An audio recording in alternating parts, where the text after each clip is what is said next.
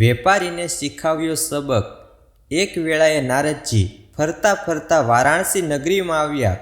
ત્યાં અનાજનો સૌથી મોટો વેપાર કરતા મહાજન ધર્માનંદની પેઢી પર આવીને નારદજીએ નારાયણ નારાયણનો આલેખ જગાવ્યો। શેઠ ધર્માનંદજી નામાનો ચોપડો લખવામાં તલ્લીન હતા। નજીકમાં 10 વાણોતરો કામ કરી રહ્યા હતા। શેઠને ફરી આલેખ કરીને પોતાના તરફ જુએ એ માટે નારદજીએ નારાયણ કહીને જોરથી બૂમ મારી। શેઠે કલમ કાન ઉપર ચડાવીને અવાજની દિશામાં જોયું તો જાતે નારદજી પોતાના ગૃહે આવેલા જોઈને ગાદી પરથી ઊભા થયા। નારદ મુનિશ્રીના ચરણમાં પડી નમસ્કાર કર્યા અને પોતાની ગાદી ઉપર બિરાજમાન કરીને કૃપા યાચના કરી। સેવા ફરમાવો નારદ પ્રભુ, મારે લાયક કામકાજ કહો, શેઠે સવાલ કર્યો। નારદજી કહેવા લાગ્યા, હે ધર્માનંદજી, તમને દેહ સહિત સ્વર્ગે લઈ જવા મારો વિચાર છે। તમે આવવા તૈયાર છો? શેઠ કહે, હમણાં નહીં, કારણ કે વર્ષભરના સરવૈયા કાઢવાના નફા તોટાના હિસાબ કરવાના હોય। હમણાં માંડી વાળો તો અમે ક્યારે આવું? નારદજીએ કહ્યું, 1 મહિના પછી ચોક્કસ આવીશ। શેઠે હૃદયની વાત કરી। નારદજી 1 મહિના પછી આવ્યા। શેઠજી કહે, નારદજી, અત્યારે માંડી વાળો, મારે 4 સંતાન છે, પણ તેમાંનો એક પણ હાજર નથી। નામાના અધૂરા કામ પૂર્ણ કરવાના હોય। હમણાં મારાથી આવી શકાશે નહીં, તો અમે ક્યારે પધારું? નારદજીએ કહ્યું, એમ કરો, 1 મહિના પછી જ રાખો। શેઠે પોતાની મુશ્કેલીઓ બતાવીને કહ્યું। નારદજી 1 મહિના પછી પાછા આવ્યા ત્યારે શેઠે હસીને કહ્યું, મહાપ્રભુ નારદજી, મારે 4 સંતાન છે, 3 છોકરા પરણી ગયા અને 1 બાકી છે। તેના લગ્ન લેવાય હોય વેવાય તરીકેનો લાવો લઈ લઉં, પછી સુખેથી તમારી સાથે આવીશ। તમે 1 મહિનો થોભી જાઓ। નારદજી ફરી 1 મહિના પછી આવ્યા, પણ શેઠના દર્શન ન થયા। છોકરાઓને પૂછ્યું, ધર્માનંદ શેઠ ક્યાં ગયા? એ તો મરણ પામ્યા, એને આજે 20 દિવસ થયા। મોટા છોકરાએ વિગત કહી। નારદજીએ તુરંત જ ધ્યાન ધર્યું, એ શેઠ ક્યાં ગયા? એમને દેખાયું કે નાગની યોનિમાં શેઠનો જીવ ભરાયો છે અને તિજોરી ઉપર બિરાજમાન થયેલો દેખાયો। નારદજીએ તિજોરી તરફ જોયું। શેઠનો અવગત્યો જીવ નાગ સ્વરૂપે હતો। નારદજીએ કહ્યું, ચાલો શેઠ, સ્વર્ગે જવું છે ને? એટલે શેઠના છોકરાઓ કહે, નારદજી, તમે કોની સાથે વાત કરો છો? નારદજી કહે, તમારો પિતાનો જીવ હજી ઘરમાંથી બહાર નથી ગયો, નાગ સ્વરૂપે તિજોરીનું રક્ષણ કરે છે। છોકરાઓ કહે, અમને તોય એ નાગ દેખાતોય નથી। નારદજીએ જીવાત્માને કહ્યું, આ તમારા બાળકો તમને જોવા માંગે છે, સ્વરૂપ બતાવો। શેઠે તુરંત જ નાગ સ્વરૂપે ફેણ કાઢીને દર્શન આપ્યા। છોકરાઓ ચોંકી ગયા। પિતા અવગત્યા થયા એ વિગત જાણીને દુઃખી થયા। તેઓ નારદજીને પૂછવા લાગ્યા, આનો ઉપાય શું? નારદજી કહે, એને હું સ્વર્ગમાં લઈ જઈશ, બાકીનું બધું હું ફોડી લઈશ। શેઠના જીવને કહ્યું, ચાલો સ્વર્ગમાં। ત્યારે નાગ સ્વરૂપના જીવાત્માએ નારદજીને કહ્યું, આ બાળકો રાત્રે નિંદ્રા લે છે, ચોકીદારો ઊંઘ કાઢે છે। આ તિજોરીમાં જે ધન છે તે મારું કમાયેલું છે। તમે 1 મહિના પછી આવો તો ચોક્કસ તમારી સાથે આવીશ। નારદજી 1 મહિના પછી આવ્યા। ધ્યાનથી જોયું તો નાગ સ્વરૂપે શેઠ નહોતા। છોકરાઓને પૂછ્યું, નાગદેવ ક્યાં ગયા? મોટા દીકરાએ કહ્યું, જંગલોમાંનો વિચિત્ર નોળિયો આવ્યો અને નાગ સાથે ઝપાઝપીમાં બંને જીવ માર્યા ગયા। અમે બંને જીવના અંતિમ સંસ્કાર કર્યા છે। નારદજીએ ધ્યાન કરીને જોયું તો શેઠનો જીવાત્મા તલની ગુણીઓથી ભરેલા મોટા મકાનમાં કાળા બિલાડામાં પ્રવેશ્યો હતો।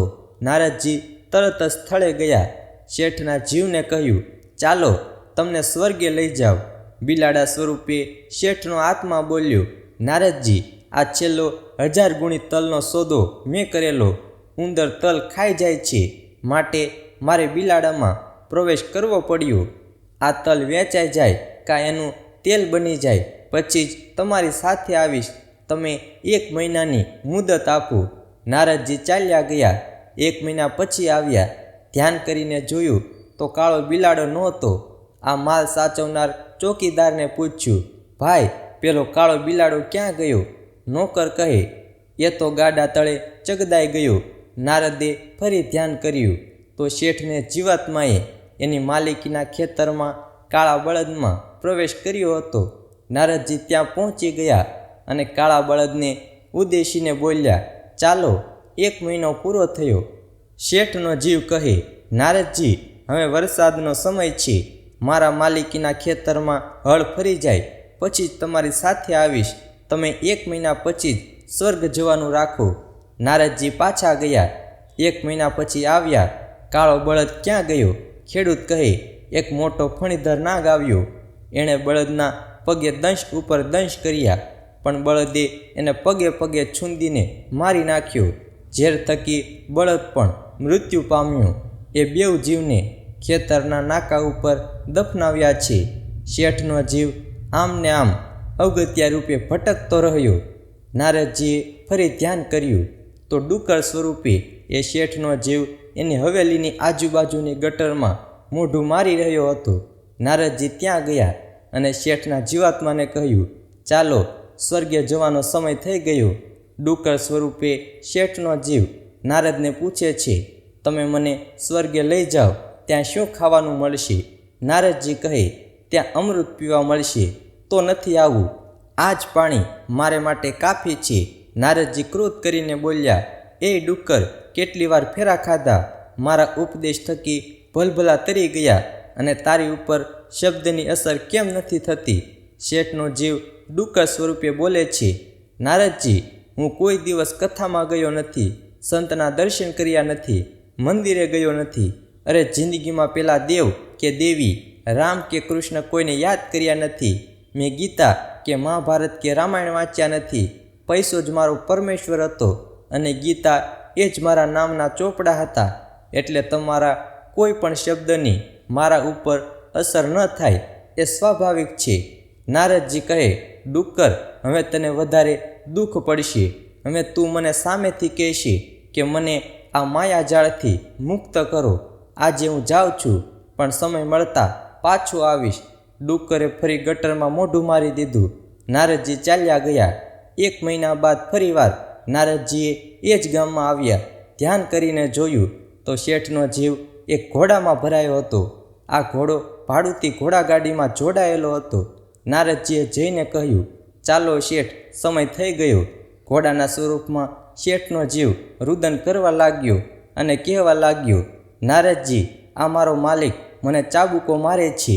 એક નાની ગાડીમાં 6 થી 8 જણને બેસાડે છે. મારાથી ગાડી ન ખેંચાય ત્યારે ચાબુક વડે મારો માલિક મારી ચામડી લાલ કરે છે. આ માર નથી ખવાતો. મને ઉગારી લો, મને તારી દો. હવે મારે અહીં નથી રહેવું. નારદજી કહે, શેઠજી, આ ઘોડાના શરીરમાંથી તાકીદે નીકળી જાઓ. ગંગા ઘાટ ઉપર શ્રીમદ ભાગવત સપ્તાહનું આયોજન થયું છે, માટે પક્ષી સ્વરૂપે ત્યાં બેસીને ભાગવત સપ્તાહ સાંભળો તો જ તમારી ગતિ થશે. તે જ ઘડીએ ઘોડાએ પ્રાણ છોડ્યો. આ તરફ નારદજી ભાગી છૂટ્યા. લોકો ભેગા થઈ ગયા. ઘોડાનો માલિક રડી પડ્યો, કશા રોગ વગર મારો ઘોડો મરી ગયો. અહીં એક સાધુ આવ્યો અને આ ઘોડા સાથે કંઈ ફફડી ગયો અને મારું પાલતું પ્રાણી મરણ પામ્યું.